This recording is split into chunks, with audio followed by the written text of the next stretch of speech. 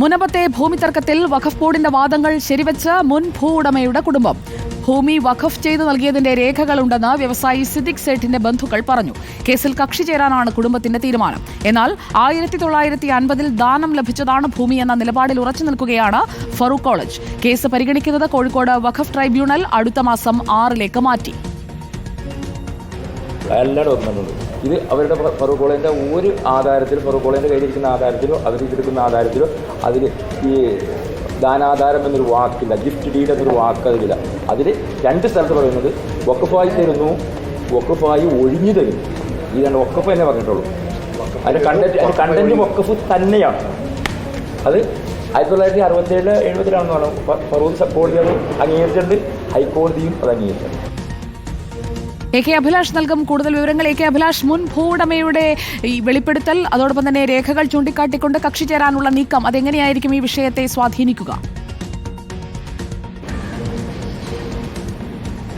സുജിയ, ഇത് വഖഫ് നിയമവുമായി ബന്ധപ്പെട്ട് ഇപ്പോൾ മുനമ്പം വിഷയം കൂടുതൽ സങ്കീർണമാകുന്നതിൻ്റെ സൂചനകൾ തന്നെയാണ് ഇന്ന് ലഭ്യമാകുന്നത്. ഇന്നിപ്പോൾ ഈ വഖഫ് ട്രൈബ്യൂണൽ ഈ കേസ് പരിഗണിക്കുന്ന ഘട്ടത്തിൽ ഇതിൽ കക്ഷി ചേരാനാണ് ഇപ്പോൾ ഈ സിദ്ദിഖ് സേഠിൻ്റെ ആളുകൾ, അതായത് ഭൂമി കൈമാറിയ ആളുകൾ തയ്യാറാവുന്നത്. അതോടൊപ്പം തന്നെ ഈ വഖഫ് സംരക്ഷണ സമിതിയും ഈ കേസിൽ കക്ഷി ചേരാനുള്ള നീക്കം നടത്തുന്നുണ്ട്. ഏതായാലും കേസ് അടുത്ത മാസം 6 തീയതിയിലേക്ക് മാറ്റുന്നുണ്ട്.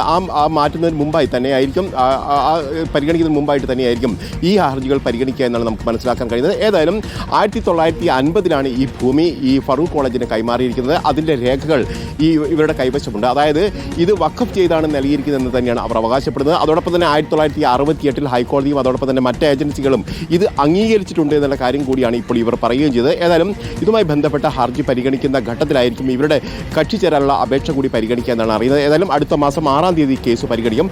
അതോടൊപ്പം തന്നെ ഈ കേസിൽ 2019 ഈ വഖഫ് ഭൂമിയായിട്ട് ഈ കേസ് ഇത് ഏറ്റെടുക്കുന്നത്. അതായത് തങ്ങളുടെ അനുവാദമില്ലാതെയോ അല്ലെങ്കിൽ തങ്ങളിൽ നിന്ന് ഏതെങ്കിലും തരത്തിൽ അഭിപ്രായം ചോദിക്കാതെയും ഏകപക്ഷീയവുമായിട്ടാണ് ഈ വഖഫ് ബോർഡ് ഈ ഭൂമി ഏറ്റെടുത്തിരിക്കുന്നതെന്നുള്ള കാര്യമാണ് ഇപ്പോൾ ഫറൂഖ് കോളേജ് പറഞ്ഞിരിക്കുന്നത്. അതോടൊപ്പം തന്നെ 2022 ഇത് റവന്യൂ വിഭാഗമായ ഈ രജിസ്റ്റർ ഓഫീസിലും അതോടൊപ്പം തന്നെ വില്ലേജ് ഓഫീസിലും ഇത് രേഖപ്പെടുത്തിയിട്ടുണ്ട്. അതോടൊപ്പം തന്നെ ക്രയവിക്രയങ്ങൾ തടഞ്ഞുകൊണ്ടുള്ള രേഖകളും ഇതുമായി ബന്ധപ്പെട്ടുണ്ട്.